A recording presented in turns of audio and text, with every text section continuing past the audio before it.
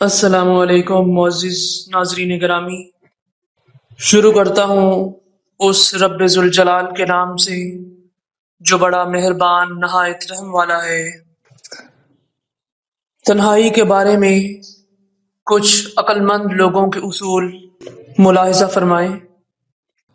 خوش رہنے کا اصول یہ بھی ہے کہ جہاں لگے کہ آپ کی جگہ نہیں وہاں خاموشی سے خود کو الگ کر لو۔ عجیب فلسفہ ہے کہ لفظوں سے ہی خاموشی ٹوٹتی ہے اور لفظ ہی خاموش کر دیتے ہیں۔ بعض اوقات خاموشی اختیاری نہیں بلکہ مجبوری ہوتی ہے، کیونکہ انسان جھوٹ بولنا نہیں چاہتا اور سچ بول نہیں سکتا۔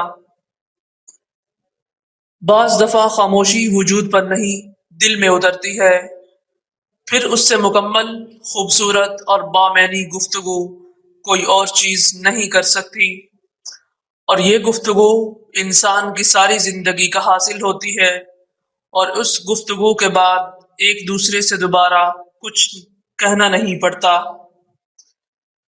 دو جگہوں پر خاموش رہنا افضل ہے: جب تمہارے پاس الفاظ کی قلت ہو اور جہاں پر تمہارے الفاظ کی کوئی قدر و قیمت نہ ہو۔ خاموش لوگ دراصل اللہ کے خاص بندے ہوتے ہیں۔ الجھاؤ ان کی فطرت کا حصہ نہیں ہوتا۔ اگر ان پر زیادتی یا ظلم مسلط بھی کر دیا جائے تو وہ محض وضاحت دے کر خاموش ہو جاتے ہیں، کیونکہ ان کا مقدمہ لڑنے والا خود اللہ ہوتا ہے اور فرشتے اس کے حق میں دعائیں کرنے والے ہوتے ہیں۔ ہم کبھی جان ہی نہیں پاتے کہ خاموش لوگ کتنے طاقتور اور اختیارات کے مالک ہوتے ہیں۔ خاموشی ایک عجیب عبادت ہے۔ فرشتہ لکھ نہیں سکتا، شیطان اسے بگاڑ نہیں سکتا، اور اللہ کے سوا اسے کوئی جان نہیں سکتا۔ اپنے خلاف باتیں خاموشی سے سنتا ہوں اور جواب دینے کا حق وقت کو دے رکھا ہے۔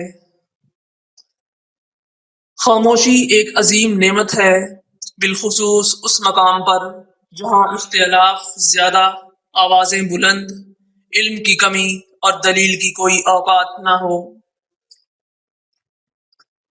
جب انسان اپنی وقت کھو دے تو اس کے لیے بہترین پناہ گاہ خاموشی ہے۔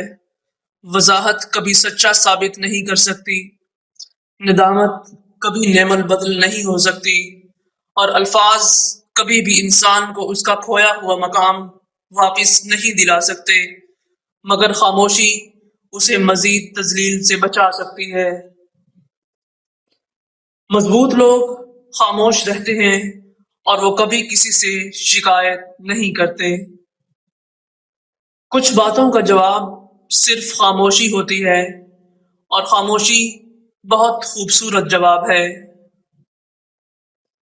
تاروں کو انسان تب گھورتا ہے جب زمین پہ اس کا کچھ کھو گیا ہو۔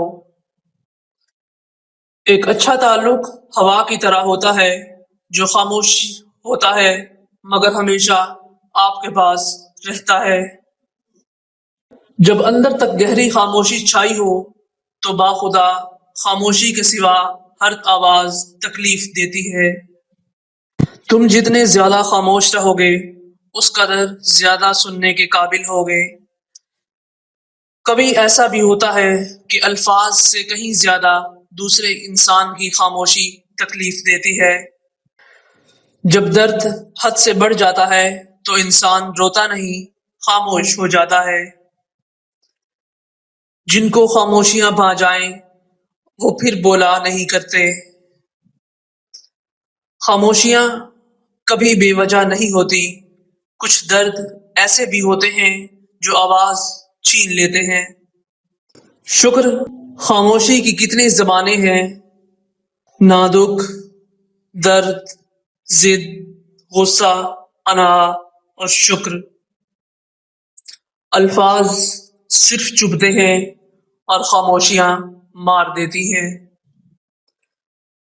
خاموشی ہتھیار ہے ان بہادر لوگوں کا جو لفظوں سے کسی کے دل پر وار نہیں کرتے۔